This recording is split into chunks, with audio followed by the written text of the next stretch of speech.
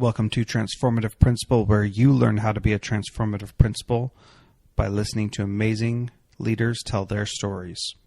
I'm your host, Jethro Jones. You can follow me on Twitter at Jethro Jones. And please like the Facebook page for this podcast, facebook.com/Transformative Principal. Transformative Principal, episode 79 with Kyle Palmer. So this last week I was able to attend the Model Schools Conference in Atlanta, Georgia. I was fortunate enough to take a whole team with me. I took 4 of my teachers, and I learned so much. It was incredible. Every single person that I talked to was just inspiring, innovative, and just made me want to be a better leader. And it was a great conference to go to.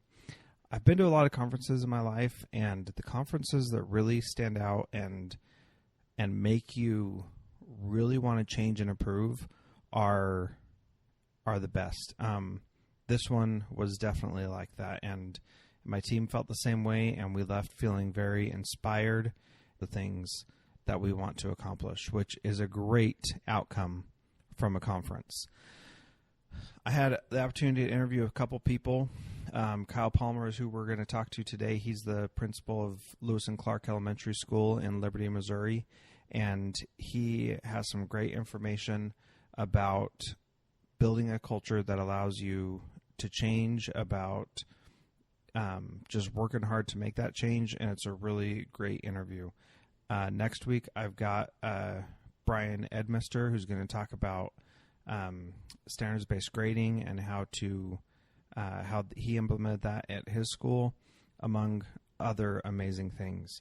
The thing is I think I might take a different approach to the next conference I go to, and just have my microphone out all the time and just ask people what they're learning while they're at the conference. And I kind of wish that I would have done that this time, and maybe next time I go to a conference, I'll be prepared for that. But there was so much good information, and that would have been a very easy thing to do because there was so much awesome stuff going on.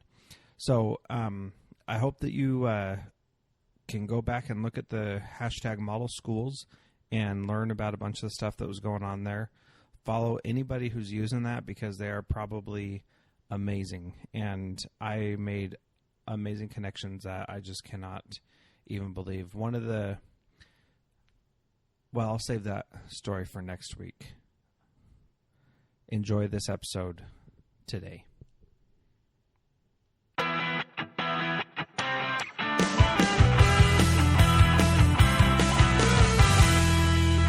Welcome to Transformative Principal. Today I am fortunate to be with Kyle Palmer, who is a principal presenting at the Model Schools Conference. And Kyle, why don't you start out by telling us a little bit about yourself, who you are, and what you're doing. Sure. Good morning, Jethro, and thanks for having me on today. This is truly an awesome experience. My name is Kyle Palmer. I've been the principal for 8 years, the last 8 years at Lewis and Clark Elementary, which is one of 11 elementaries in Liberty Public Schools, which is just about 20 minutes north of Kansas City. We have around 585 kids, a pretty low, diversity population, special education population. We've been, it's an awesome building.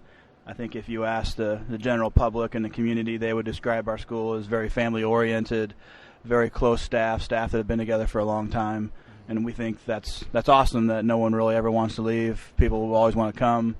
And it's just, it's like Todd Whitaker would say, and one of my core beliefs is it's always people before programs.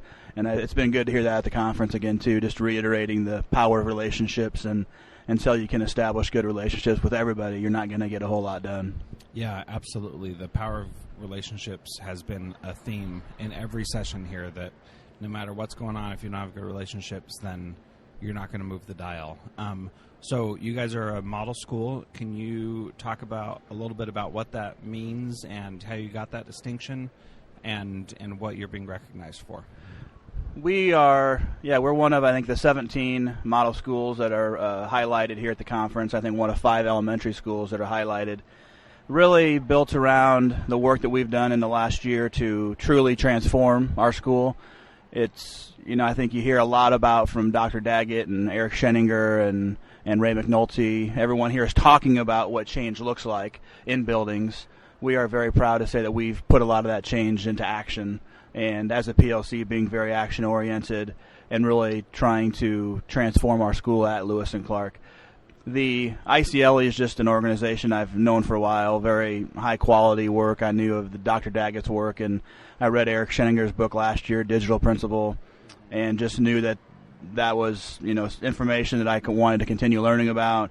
Went on to the website to look for their conference for the summer and saw on there, hey, apply to be a model school. So I'm like, well, might as well. It's not going to hurt anything to do that. I think the work that we've done is so special because it was kind of our challenge. And I'm a very competitive person, and I've seen these schools across the country who can transform, but they transform by tearing down their walls, rebuilding, repurposing a different space. And we had to do this through the lens of not really changing anything, just trying to do that within our traditional school, which 99% of the people in the country are trying to do. So that was really the challenge that we set out to kind of do. And I applied for the model schools, and I did over, I think, Christmas break, and didn't take not a real long process, and didn't really hear much. And then I got a call from them in the middle of March, and we talked for about a half an hour. They wanted some more clarifying information and asked a few more questions.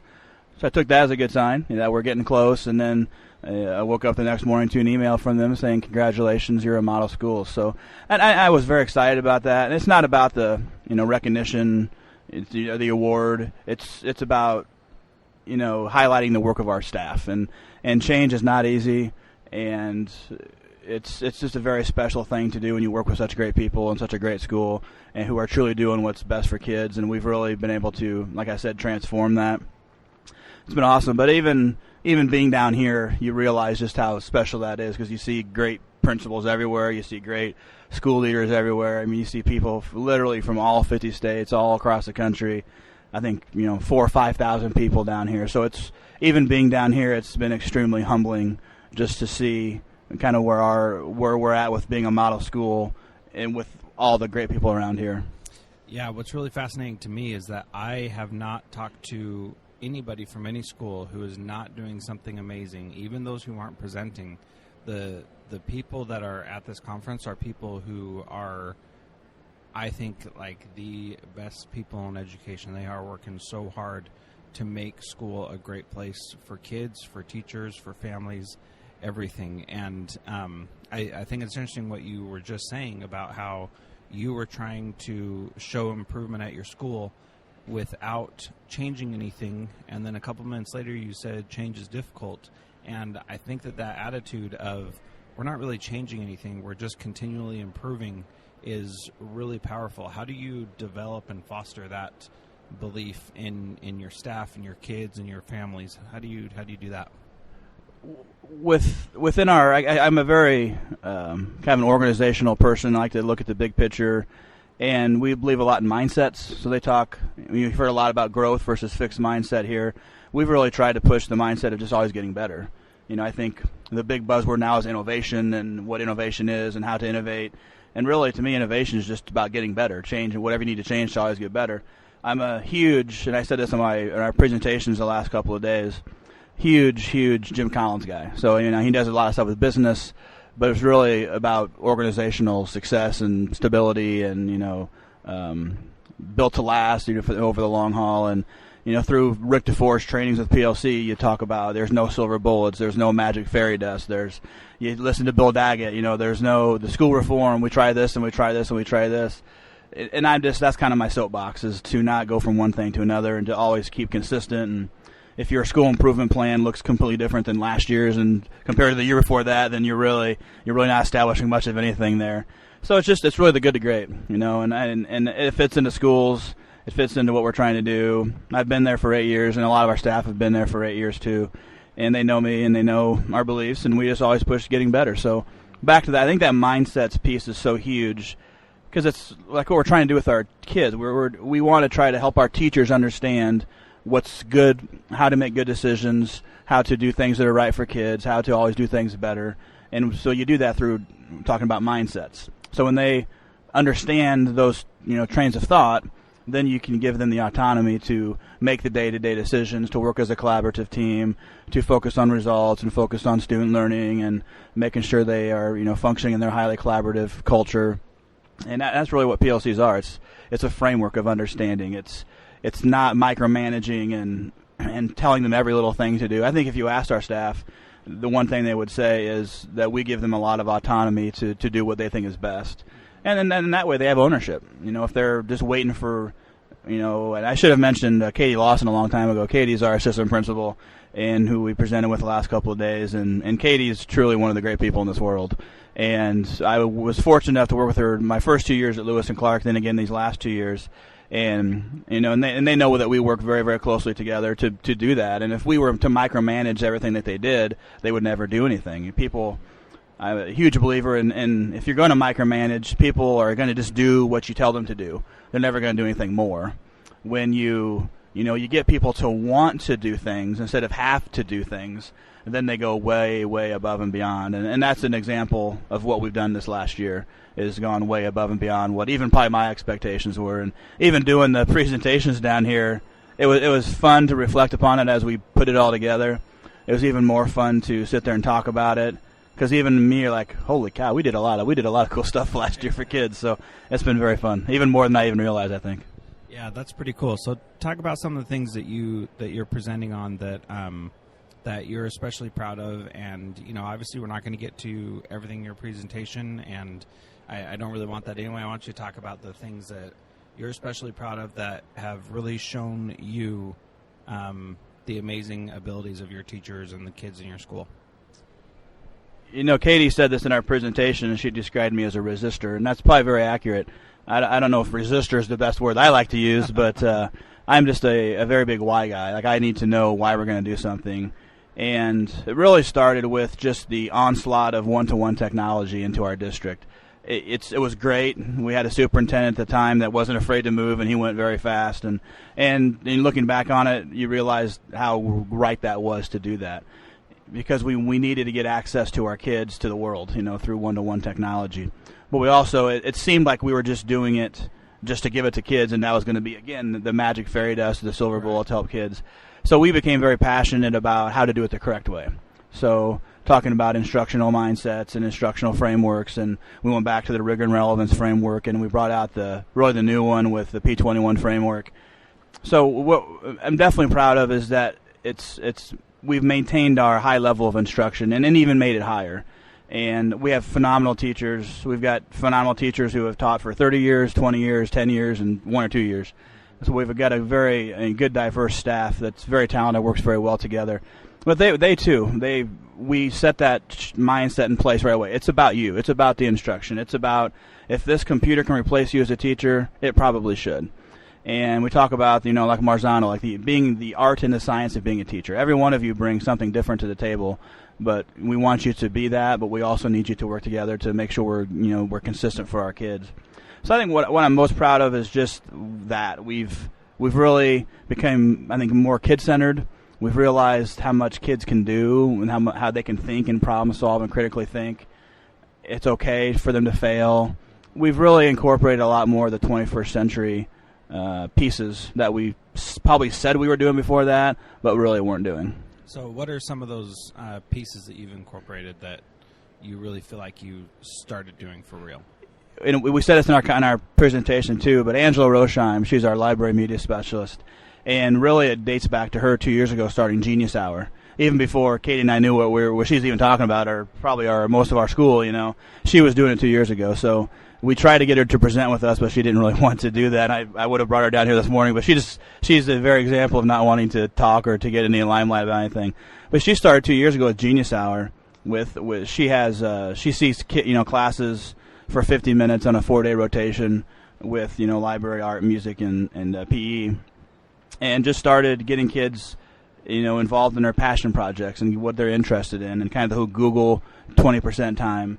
And out of that came the makerspace, because the kids got involved in wanting to do a lot of cool things, but then we didn't have the resources for them to do that. So out of that came the makerspace, and she put in for a grant with our Liberty School District Foundation that they allot $10,000 to give to our entire district of 12,000 kids, however many hundreds of teachers. Wow. And she got eight of that $10,000 because of the proposal the grant she put forward was so forward thinking. It was like, holy cow, this is like revolutionary. And it's just like a lot of what they're talking about here. But she put that in the makerspace, really started changing things, and that was a kind of like a physical thing. You know, we talk a lot about instruction, and sometimes that's not easy to see. But when we put the makerspace in, and kids started doing that, and then they'd go back to their classrooms and talk about what they were doing. Angela has been probably the biggest thing of all this. You know, is her influence. You know, that's what leadership is. It's the influence you have over other people, and you can think you're a great leader, but if no one's really following you, you're not really leading anybody. Yeah. So just with her influence, she's taught for a long time, but she's also the very example of continuous improvement. I mean, she's taught for a long time, and she pushes and pushes and pushes as hard as she possibly can to get better every single year. And if nothing else, that's just truly inspirational to me, to Katie, to all of our staff as well. And then it just continued on from there. And then I went last summer, and I really learned, and I kind of got myself to where I needed to be to help this change. And then we put in we got higher level instruction. We got better things from our kids. We started getting them to think a little bit at a higher level. That we did Project Lead the Way came after that, and it's been a series of things. It's never usually one thing. It's just a series of things that have happened, and we've gotten a lot of these things to work, kind of trying to follow the same path of how do we get our school more future ready. Yeah, and talk about that Project Lead Away, because you kind of glossed over that, and I think that's an important thing that deserves a little bit more attention. Yeah, Project Lead Away was it's a national thing, I believe. I think the headquarters are in Indianapolis. Project Lead the Way is a curriculum. It's kind of a way to put STEM skills into the classroom. So science, technology, engineering, and mathematics, which are huge, 21st century skills. It was very much a secondary program. So I had heard of it in our district. Our district in Liberty is one of the, I think, leading districts for sure in the state, if not even the country, at PLTW. Very much a high school and a middle school program. And then they called me last spring. The district office called us last spring and said, hey, you've got a lot of good resources. You've got an awesome staff. We want you to pilot PLTW, the launch program, which is the elementary-based curriculum for STEM. So I said, hey, what? What do you want me to do? So we try to be very focused on not trying to do a lot of new things every year. We try to, we believe in doing fewer things better, keeping the main thing, But I ran that by some people on our leadership team, and luckily I think some of them had older kids who did PLTW. They understood it more, and we went with it. And it was hard. Our teachers, we had 2 teachers from each grade level who went to training last summer for it, and it was hard. I mean, I had some teachers come back after that first day and didn't want to go back. I mean, because it confronted, I think, a lot of their beliefs about what they were doing. It was going away from the sage on the stage, and it was going away from the teacher who was just trying to, open their kids' heads and pour a lot of information into their heads and get them to memorize it. It was giving ownership over to the kids and giving control up, and that was hard. And so they had the teachers do a lot of the modules as well, and they had to fail, and they couldn't get it, and they were frustrated, and it was very taxing on them. But kind of like me with my resisting of technology in the classroom and the 21st century stuff, it's made me even more passionate and committed to what we're trying to do now. And I think for the teachers it did that as well, because there's some on board right away, and then there are a lot that just when their kids started doing it, they saw it. I mean, they saw within seconds of watching their kids collaborate and to have to talk about their thinking and to problem solve and to fail and to have to persevere through that and figure out a different way to do a problem. They saw it very quickly, like, this is awesome. This is unbelievable. And then from there, we did 2 modules. We did one in the fall, one in the spring. This summer and this fall, our teachers are teaching the rest of the district. So it went so well with our staff. We would have teachers who'd go to district meetings and almost tear up because they were talking about the power of PLTW. So as the district had to make that decision, it was pretty easy to say, we want to do this district-wide. So we're training all our 10 buildings this summer for PLTW. So we're going district-wide after about a year. And this for us this year, we'll get to do 2 new modules and pilot those, and one is engineering, and one is in biomedical science. So how awesome for our kids to experience biomedical science. Yeah, it's pretty cool. In elementary school. In elementary school, absolutely. Yeah, that's pretty awesome. So, I mean, if nothing else, too, it's truly an example of being college and future ready, career and college ready, being a K-12 aligned program to get kids to those career skills, so it's been awesome. And so are these modules just like ad hoc things that come into the classroom and they do a module and then move on? That's the curriculum piece. That's what PLTW has done. They have kind of put the curriculum all together. They put the materials together. So they'll say, here's your VEX kit. Here's your kit to build a robot or to build a car or to build whatever it may be. Here's your materials to do this module, and they'll kind of lay out the whole curriculum for you. And we try to follow that as close as possible, but still, we want to still have the ability to add to it if it makes something a little bit better or whatever it may be. And it was hard. It really raised talk about raising rigor and relevance. Yeah. PLTW is a perfect fit into all the stuff that Bill Daggett talks about. Mm-hmm. Yeah, absolutely. That's pretty cool. So the final question that I ask in each interview is what's one thing that a principal can start doing this week to become a transformative principal like you? I go back to the example, or as part of our presentation, I talked about the window in the mirror, and where I had to really do that a year ago spring, a year ago summer, I had to get myself there first. Mm-hmm. And so I looked, the analogy of looking into the mirror and looking at yourself and saying, okay, I'm resisting change of computers coming into the classroom, but why?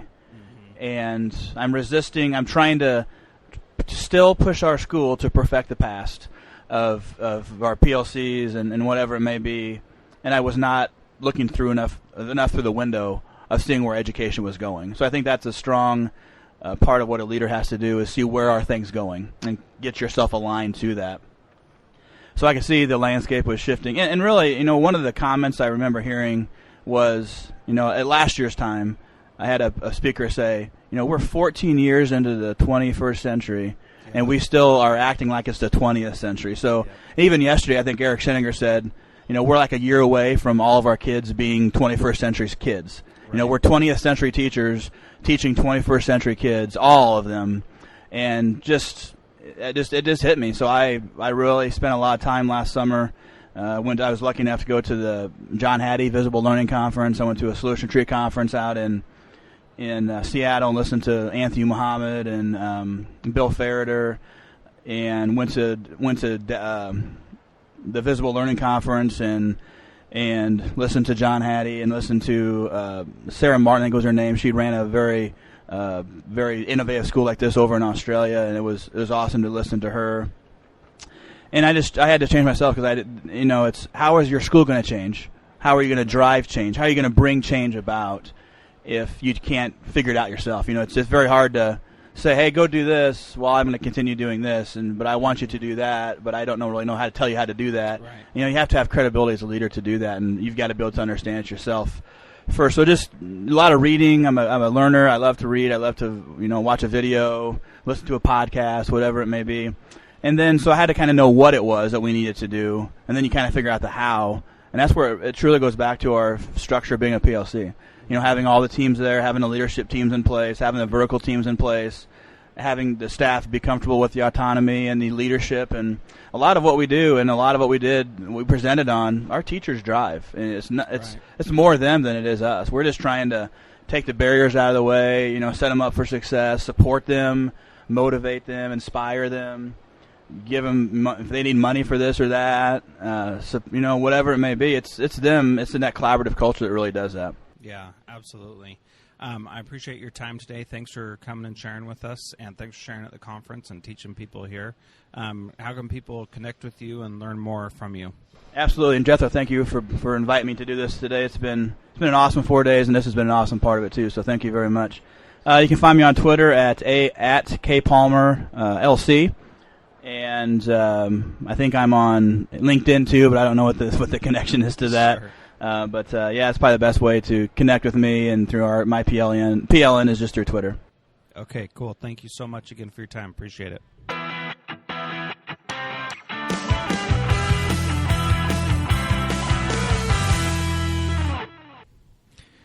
As you have heard by now, I have joined the Edu Podcast Network, the podcasters network for educators by Mr. Nessie. And I'm pretty excited about doing this because I feel like I am part of a great group of other podcasters who really care about providing high quality content to educators to help them learn in a way that is comfortable and good for them. I hope that you will listen to the other great podcasts on there and that you will support the network by downloading and rating and reviewing all the shows that you listen to. And I appreciate your support in this show. You can follow me on Twitter at Jethro Jones and follow the podcast on Twitter at TRNFRM Principal. Today I'd like to give a little shout out to one of the other podcasts on the Edu Podcast Network, and I'm going to recommend that you listen to the 30-Second Take podcast. Each person on that podcast has 30 seconds to share their take on an important issue in education. It is hosted by Brad Gustafson, an amazing principal that you will instantly love. Also, what I would like you to do is connect with Brad on Twitter, Gustafson Brad, and ask him how many people have answered one of his questions while riding a bike. Ask him that. Watch his podcast.